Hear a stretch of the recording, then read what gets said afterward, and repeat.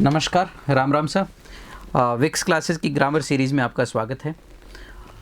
Channel को subscribe करिए, share करिए। मैं रोज़ाना एक कॉन्सेप्ट आपसे डिस्कस करूंगा यूट्यूब पे, और रोज़ाना अगर एक कॉन्सेप्ट को भी आप थोरली समझते हैं 5 मिनट के लिए, 10 मिनट के लिए, one thing at a time is the best strategy to clarify any concept.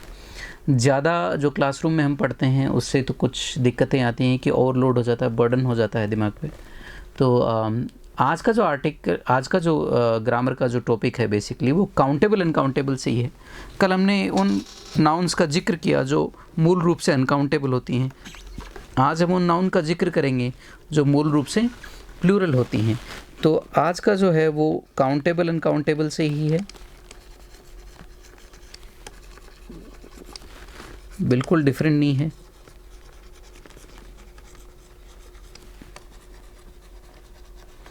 देखिए, कुछ नाउन्स ऐसी होती हैं जो दिखती भी प्लूरल है, होती भी प्लूरल हैं, जैसे bellows,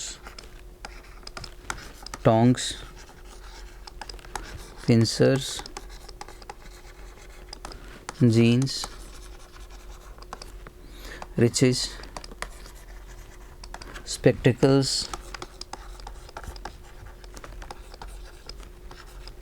goggles. There are lot many proceedings, proceeds, riches, I mean chattels कितनी ही हैं, doables, eatables, मतलब there are n number of grounds. हम हाँ, जैसे कुछ वर्ड हैं, जैसे ग्राउंड भी होता है। ग्राउंड्स का मतलब होता है प्रांगण, जो आपके स्कूल का ग्राउंड्स होता है उस पर। वैसे ग्राउंड का मतलब ज़मीन या धरातल भी होता है। तो इनके कुछ शब्द ऐसे होते हैं जो नाउन से बने होते हैं, कुछ एडजेक्टिव से बने होते हैं, जैसे ईटेबल्स, डूएबल्स। तो ये क्या होते हैं, ये मूल रूप से प्लूरल होते हैं। तो इनके कुछ तो आपको डिफरेंस जो है बेसिक वो ध्यान में रहना चाहिए कि जब ये प्लूरल हैं तो इनके साथ वर्ब भी प्लूरल आएगी। दूसरा, आर्टिकल नहीं लगेगा, ए या एन तो बिल्कुल नहीं लगेगा। इनके साथ वर्ब भी प्लूरल आएगी, और इनके साथ अगर कोई एडजेक्टिव आता है तो वो भी प्लूरलिटी दर्शाना चाहिए। ठीक है सरकार। और अगर इनके लिए पर्सनल प्रोनाउन यूज़ करेंगे तो उसको हम दे के तौर पे यूज़ करेंगे, इट का प्रयोग नहीं होगा। I hope everything is clear. तो ये कुछ एस्पेक्ट हैं जो हमें दिमाग में रखने होते हैं। फिर जैसे वर्ड है riches. Riches is equal to होता है वेल्थ। ठीक है। तो अब वेल्थ को अगर आप यूज़ करेंगे तो उसके साथ वर्ब आएगी singular. Wealth is necessary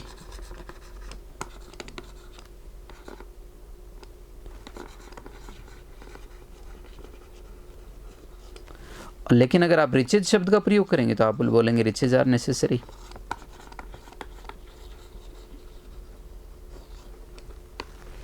same way अगर मैं बोलूं टाइडिंग्स और मैं बोलूं न्यूज़, दोनों का एक ही अर्थ है, लेकिन न्यूज़ अनकाउंटेबल होता है, वर्ब सिंगुलर आएगी। और टाइडिंग्स जो है बेसिकली ये प्लूरल होता है, तो इसके साथ वर्ब प्लूरल आएगी। Tidings were bad, news was bad. तो इस तरीके से आपको देखना होता है। सेम वे आपके पास वर्ड है वोटर या वोटर्स। सेम वे आपके पास कौन सा वर्ड है, वोटर या वोटर्स। वोटर जो है पानी है, लेकिन वोटर्स जो है वो बेसिकली झील, झरने, समुद्र के लिए है, तो इसके साथ हमेशा वर्ब प्लूरल आएगी। तो ये कुछ चीज़ें जो आपको ध्यान में रखना है। कुछ चीज़ें ऐसी होती हैं जो पेयर में होती हैं, जैसे ग्लासेस हैं, ग्लासेस हैं। अब ग्लासेस का मतलब होता है चश्मा। तो ग्लासेस का जब आप प्रयोग करेंगे तो आप इसको दूसरे तरीके से भी लिख सकते हैं, a pair of glasses.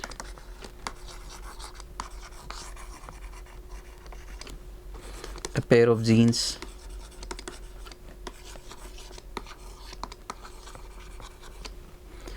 a pair of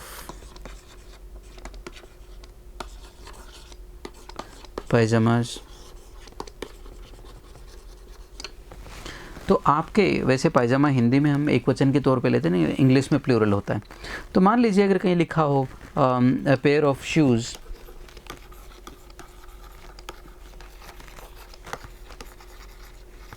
या शूज़। कॉमन एरर में तो दोनों ही ठीक हैं, लेकिन अगर सेंटेंस इंप्रूवमेंट में से चुनना पड़े तो आप दोनों में से चुनना पड़े सेंटेंस इंप्रूवमेंट के क्वेश्चन में, तो आप शूज़ के बजाय ए पेयर ऑफ शूज़ लिखेंगे। ये कहने का फॉर्मल तरीका होता है किसी भी चीज़ को। तो ये कुछ डायमेंशंस हैं इन नाउन के जो मैंने आपको बताए। अब इसके बारे में क्या होगा, अब इसके पे क्वेश्चन कैसे बनेगा। फॉर एग्जाम्पल कोई भी एक वर्ड ले लेते, जैसे प्रोसीडिंग्स है।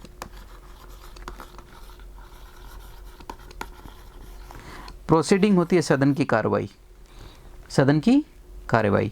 ये बहुत बड़ी लिस्ट है, अगर मैं लिखने लगूँ तो ये भर जाएगा। तो अभी हम कुछ एग्जाम्पल्स इसका लेते हैं। मैं लिख इसलिए नहीं रहा हूँ एग्जाम्पल्स, क्या किसी भी बुक में उठाएंगे तो आपको ये मिल जाएगा। खासकर जो ज़्यादातर जो इसको पॉइंट नंबर 2 के तौर पे पढ़ाया जाता है, फॉलोइंग नाउन्स दिखते भी प्लूरल होती भी प्लूरल, काइंड ऑफ कुछ हिस्ट्री लिखी होती है उस पर। बस आप तो समझ लीजिए इनको यूज़ कैसे करते हैं, बाकी it all depends you know. तो आपका अगर मान लीजिए मैं लिखूँ द प्रोसीडिंग, तो पहला तो ये है कि इसको ये एक वचन लिख देगा, विच इज़ नॉट करेक्ट, क्योंकि ये वर्ड होता ही प्रोसीडिंग्स है।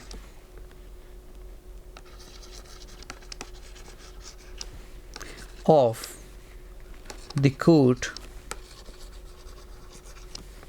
हैज़ या have been adjourned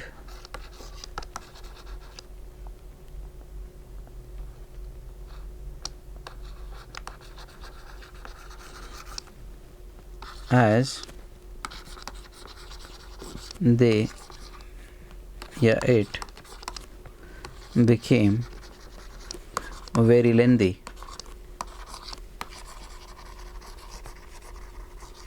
let's say एक एग्जाम्पल लिखा हमने, तो गलतियाँ कहाँ करेगा देखिए। तो प्रोसीडिंग के बजाय हम करेंगे प्रोसीडिंग्स। अगर ऑफ का ऑब्जेक्ट है कोर्ट, तो ये तो हमारा सब्जेक्ट है नहीं, प्रोसीडिंग्स ही हमारा सब्जेक्ट है। तो उसके हिसाब से हमारे पास वर्ब क्या आएगी, हैव बीन एडजर्न्ड। एडजर्न्ड की स्पेलिंग मैं दोबारा लिख देता हूँ, एडजर्न्ड JOURNED, मिसस्पेल्ड हो गया था। आज दे या एट बिकेम वेरी लेंदी। जब प्रोसीडिंग्स जो कार्रवाई बहुत ज़्यादा लेंदी होगी, तो कार्यवाही के लिए आया है ये पर्सनल प्रोनाउन, तो ये दे आएगा ना कि एट। तो ये कुछ एस्पेक्ट्स हैं जब क्वेश्चन बनाते समय आपको ध्यान में रखने हैं। दूसरे क्या एस्पेक्ट्स हैं जो मैं आपको बताऊं। फॉर एग्जांपल मैं एक स्टेटमेंट लिखता हूं, हुज आर दैट या दोज spectacles।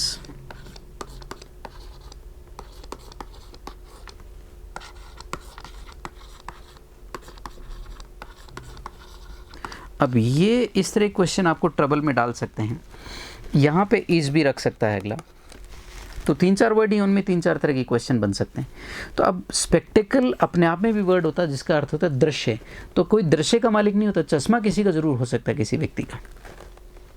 तो आप जब किसी व्यक्ति के लिए पूछ रहे हैं, पर्सन के लिए पूछ रहे हैं हुज लगाकर, तो इसका मतलब निश्चित रूप से किसी व्यक्ति की बिलोंगिंग की बात हो रही है। तो दृश्य किसी व्यक्ति का बिलोंगिंग नहीं हो सकती, चश्मा हो सकता है। तो स्पेक्टेकल की जगह आएगा स्पेक्टेकल्स। अब चूंकि ये ऐसा स्टेटमेंट है जिसका ऑब्जेक्ट जो है वो बहुवचन है, तो यहाँ पे हम आर का प्रयोग करेंगे, इसका प्रयोग नहीं करेंगे। दैट के बजाय हम दोज का प्रयोग करेंगे। तो ये कुछ एस्पेक्ट्स हैं जो मैं आपसे डिस्कस करना चाह रहा था, क्योंकि ये एस्पेक्ट्स ऐसे होते हैं जो इन नाउन के नेचर पे निर्भर करते हैं। तो इस तरीके से आज हमारा ये दूसरा पॉइंट है। अगला पॉइंट हम कल की क्लास में पढ़ेंगे। तो आप उस चीज़ के बारे में हमेशा दिमाग में रखिएगा कि जब भी आप नाउन पढ़ रहे होते हैं, नाउन एक अकेले को आपको नहीं देखना है, नाउन को 5 टॉपिक्स के साथ उठाकर आपको देखते रहना है। 5 चीज़ों के प्रभावित करता है, तो 5 के साथ ही इसको रख कर देखना है। ये क्या करेगा, आपके उस नाउन की वजह से जहाँ पे भी जो भी क्वेश्चन पूछा जा रहा है उस पर आपको गलती करने से बचाएगा। तो आप किसी भी, मैं तो ये कहूँगा कि आप ज़्यादा रटने के बजाय और बहुत ज़्यादा किसी चीज़ पे समय व्यतीत करने के, एक ही दिन में 10-10, 20-20 रूल रटने के बजाय आप क्या करें, एक रूल पकड़ें और उस पर जितने भी वर्ड हों उससे अपने खुद के एग्जाम्पल्स बनाएं। मान लीजिए एक एग्जाम्पल आपने उठा लिया, चलिए बच्चे की इंग्लिश थोड़ी वीक होती है, वो एग्जाम्पल नहीं बना सकता, अगर एग्जाम्पल ही उसे बनाना आता तो बातें क्या थी। कुछ बच्चे ऐसे भी आर्ग्यूमेंट देते हैं कि सर एग्जाम्पल बनाना था तो आपकी हमें ज़रूरत क्या थी। पार्टली आप ठीक कह रहे हैं, लेकिन कोशिश करने में कुछ जाता नहीं है। मान लीजिए हमने एक प्रोसीडिंग या प्रोसीडिंग्स पे ही एक ऐसा एक सामान्य से सेंटेंस ले लिया, हुज आर दीज या those what ever it is, pants ले लिया। आप फिर उसकी जगह पैंट्स रख दीजिए, आप स्पेक्टिकल्स रख दीजिए, बेलोज गेलोज, कुछ भी, मतलब आप वहाँ रख के परमिटेशन कॉम्बिनेशन बनाइए देख के। तो इस तरीके से एक आपके सामने एक पर्सपेक्टिव आएगा कि हाँ यार, मेरे सामने ऐसे ऐसे जगह क्वेश्चन पूछे जा सकते हैं। तो जैसे ही वर्ड अगर कहीं एग्जाम में क्लिक होता है, अगर दिखता है, तो दिखते आपको पता होगा यहाँ पे क्वेश्चन पूछे जाएंगे इससे। तो दैट इज़ कॉल्ड मास्टरी। तो मास्टरी किसी भी चीज़ पे आपको हासिल करनी होती है, तो you don't have to spend too much time mugging up the concepts. आपको कॉन्सेप्ट्स रटने में कुछ मिलने वाला है नहीं। तो आप इसके लिए एक ही काम करें कि आप एक कॉन्सेप्ट को पकड़ें, उसको थोरोली एनालाइज करें, उस पर एग्जाम्पल्स बनाएं। This is it for the day. Channel को सब्सक्राइब करिए, शेयर करिए। Thank you very much. May God bless you all. नमस्कार, राम राम सर।